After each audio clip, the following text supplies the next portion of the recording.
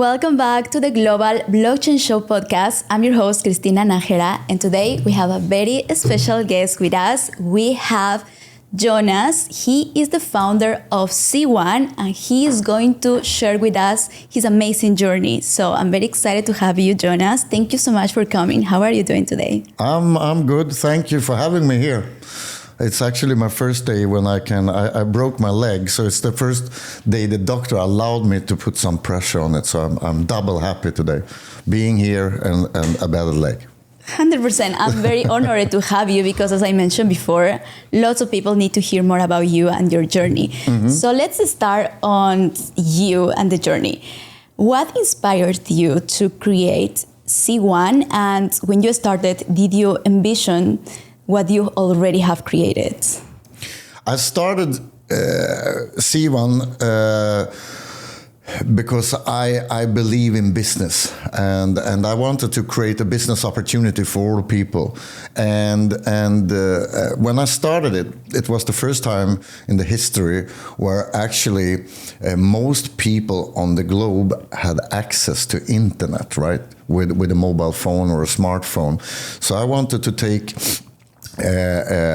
online networking, a business model that is working for all people, for people without an experience in business and maybe without a big education. I wanted to create a business opportunity for all people. It doesn't matter where you come from, education, age, country, right? So that was the goal. And again, for the first time, all people had access to internet, so you could work with people wherever they were living in the world. That was the start. Wow, very impressive. So when you just started, what were the biggest challenges that you faced to be able to create this company? The biggest challenges is like always, if you're an entrepreneur, there's a lot of people that will tell you that you can't do it, right? Mm-hmm. And it haven't been done before, and there is a lot of things that will not work. And we were very early doing online business, right? It's a quite new world. So I think the biggest thing was not technology or the vision. It was all the people around you that try to put you down and tell you. Where I come from Sweden. People love success, but don't like successful people sometimes. So that was the biggest obstacle. Wow, very impressive. I think mindset is very important when it comes to entrepreneurship. Yeah. So how your mindset has been evolving during these years, because you moved to Dubai in 2021. Yeah. And I would love to hear your insights since you moved here, because you are now in a different environment. Mm-hmm. And however, you as a person started in your own country, and now being in a different country with lots of different people, different cultures, how does it shape the vision that you had in C1? It's totally changed everything, to be honest. First of all, when I came here was in a very special time in the world during the COVID, right? Mm-hmm. I had started the company before, but within a couple of weeks, everything changed, right? Most people on the globe had to leave their office, leave their jobs, and go home. So it was a strange time. Not only that I had started a new company, but also this COVID things. And I was in Sweden, and in Sweden most people went home, right? They leave their jobs. Mm-hmm. So it was very hard to be a startup company, to try to recruit people and to build a long-term business. So I came to Dubai on a holiday. I had several friends living here. I had been doing business here for a long time. So I came here, and in Dubai it was okay to do business as long as you follow the rule. You can go to office if you use the masks and so on, and that helped a lot, because it was more or less business as usual, as long as you followed quite strict rules, but that's okay. But we could still do the business. So very quickly, I loved Dubai. It's an amazing place. All the entrepreneurial people, and yeah, it was love for a second. And also, when I started the company, we were working from Sweden. It was it was quite tough. First COVID, of course, but to build a company all around the world, you need to have people from all around the world in the company. And that was quite difficult because of rules in Sweden and so on. But when I came to Dubai, everything changed, because in Dubai there is more than 175 countries represented, right? So the company very quickly became very multicultural, and that helped us a lot, because it's impossible for me coming from Scandinavia to understand how you think in Asia or how you think in South America. But suddenly we were going from a company with 4 or 5 nationalities represented in the company to more than 25. And today we are actually 52% women, 48% men from more than 30 countries in the company. So, and that is a big reason why we're growing, because we really have people in the company that represent the whole world. Amazing. Wow. Yes, I love the impact that it has when you create a new business. And I'm very curious to know more about your key to succeed growing your company, because you have more than 65 million users, and that's the dream of every entrepreneur, to keep onboarding users, to keep impacting people. Yeah. Would you like to share what were the key practices that you did in order to achieve this huge goal? It was actually, I think there is a lot of important keys to grow, but I think for the first time I've been doing a lot of different businesses, but for the first time I started listening a lot. You know, a lot of entrepreneurs want to be great, right? And we know what we are doing. But there is always people that is better than you. So for the first time, I was not really proud of the concept, because I believed it was not really tech. It was not really good.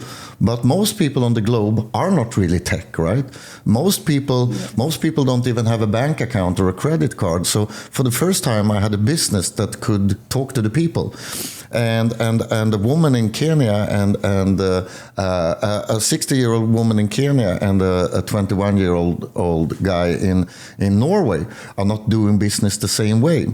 So for the first time, I was listening and let the business more or less become a user content business, right? So I let people add what they believed was good things. So we became a members company, and that created a lot of magic very quickly, because all people could see, oh, I don't have any knowledge, but I can do this. Very often people think that the business is too advanced. I don't have the education, but suddenly people could see, I can create my own company within the company. I can do my own business, and that changed a lot. And I let it go, more or less. I didn't try to control everything. I let it go, and then a lot of great people came on board, and we built it together. That's more or less what happened.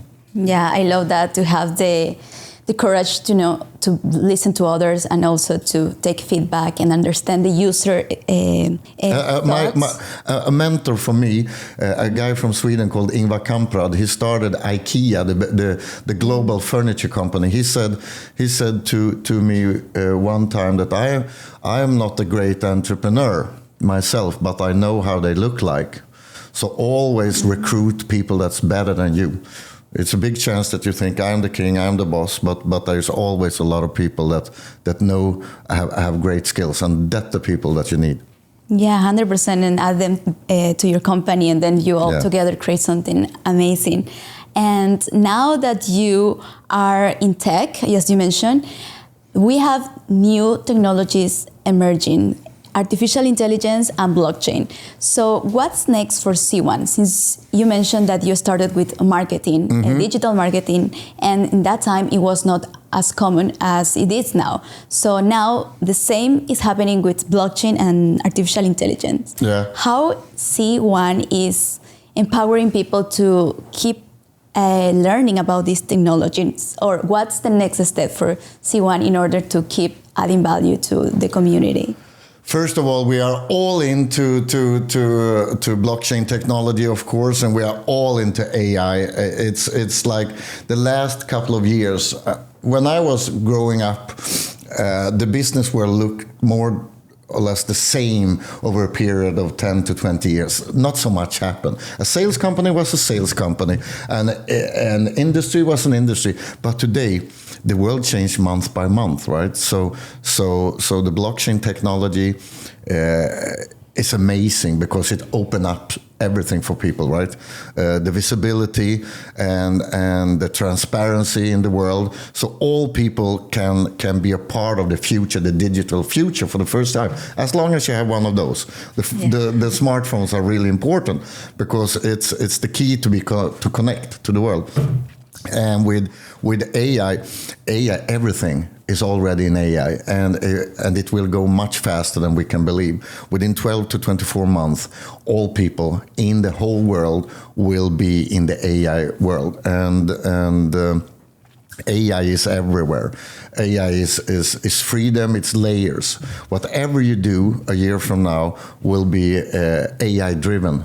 Even if you have a restaurant, you don't need to have a tech company, and even if you don't have a company at all, you will use AI in everything you do. It will help you to communicate. AI will, if I talk with you and I don't know your language, I don't need to, because I will have small things in my ears. So in real time, when you talk to me, I will hear if you come from Bangladesh or if you come from India, wherever. I will hear the language in Swedish in my ear within 12 months in real time. That's just an example. So AI will be everywhere, and I love it. I love it because it's freedom, it connects people. Yes, 100%. We are here to keep empowering people to use these technologies and to also make them understand that this is not something that will take their jobs. It's actually something that can improve their jobs and also something that they need to learn in order to implement into their businesses or into their life. So what's the mindset or what's the strategy that you have to make sure everybody understands the concept that you want to spread in the community? Since I mentioned the mind is not just about the tools, but about the mindset of people. So how can you help them to understand that these technologies to help, and it's not to, remove their jobs or to take their jobs? First of all, a lot of jobs will disappear, and that's the reality. So it's important to say that we are going into big changes in the world, and to be honest, because if you play the game and you want to cover that there will be big changes, I think a lot of people will suffer. But the way is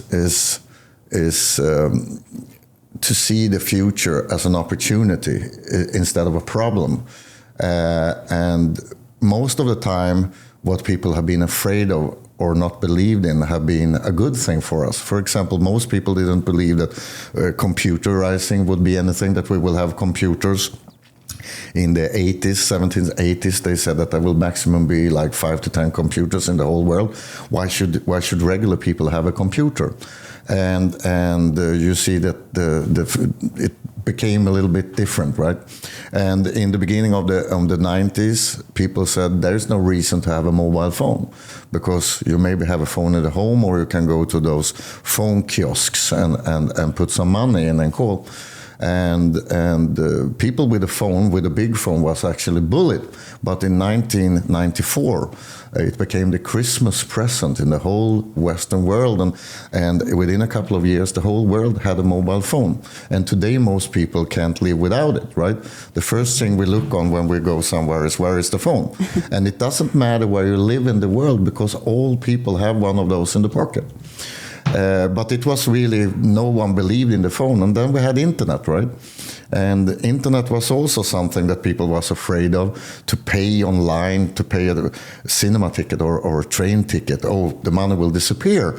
And And in the country I come from, people even say that this is only a fly that will fly away. Internet will never be anything. And I think it's the same where we are now. We see more danger with blockchain technology and AI than possibilities. And I think a couple of years from now, and it will go much faster, this time it will not take 25 years. It will take maximum 2.5 years. All people will be there. And the human race is quite cool because we adapt in new situations. So I don't see a lot of dangers. There will be scary things happen, but I think in a couple of years we will look back again and say, wow, this helped us a lot, and this created new opportunities, new possibilities. And one of the biggest is that I see half the world population that have been outside the system before, right, have the chance for the first time to come in. And that is one of the greatest things in itself, that we give an opportunity for the first time to all people.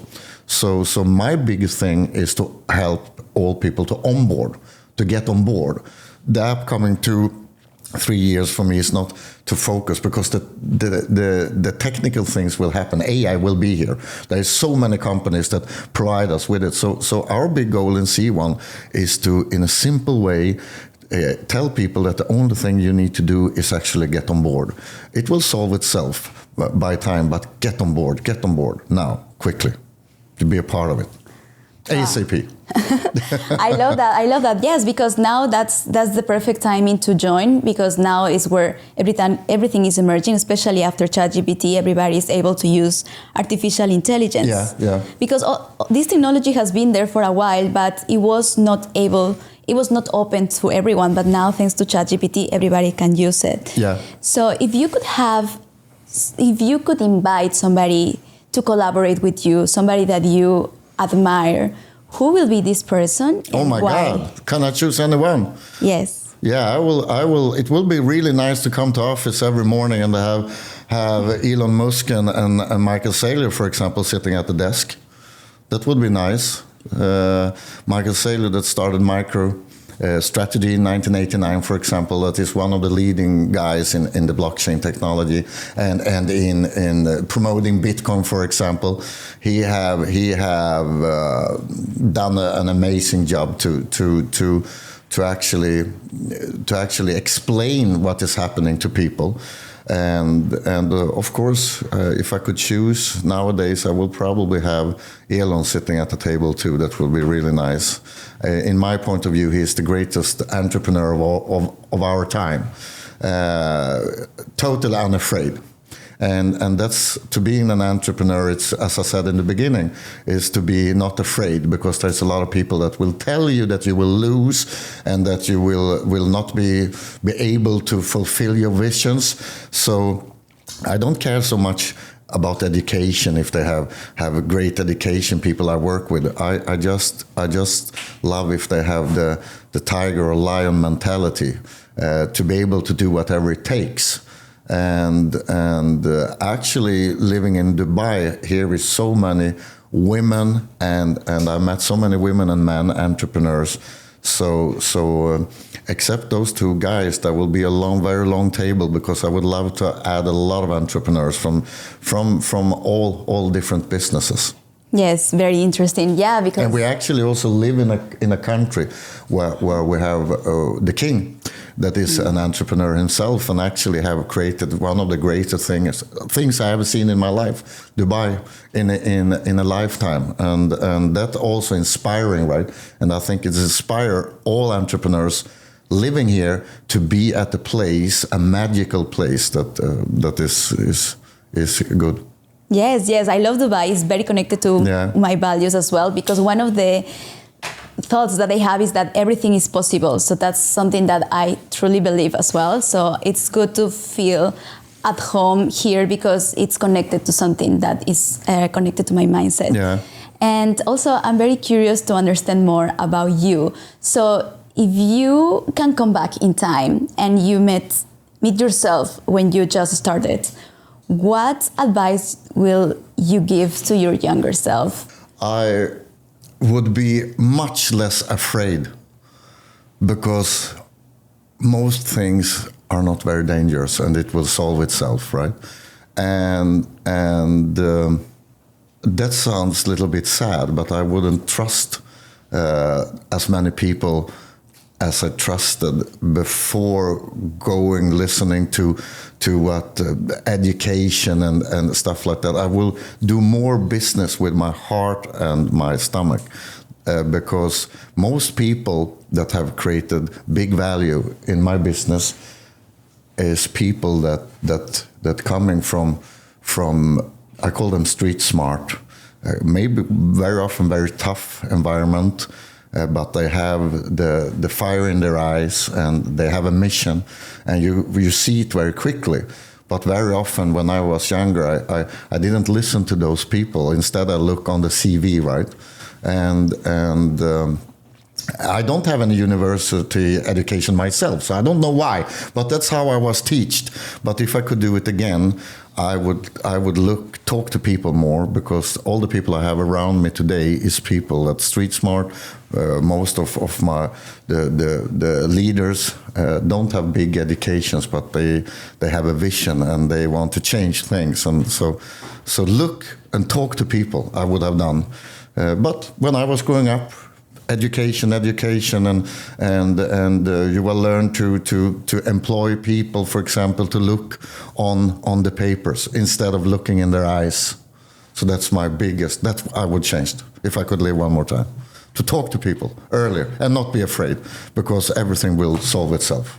Yes, 100%. I love those advices, especially the one that follow your heart and your vision, because I think that's what created this environment for you and your company to succeed.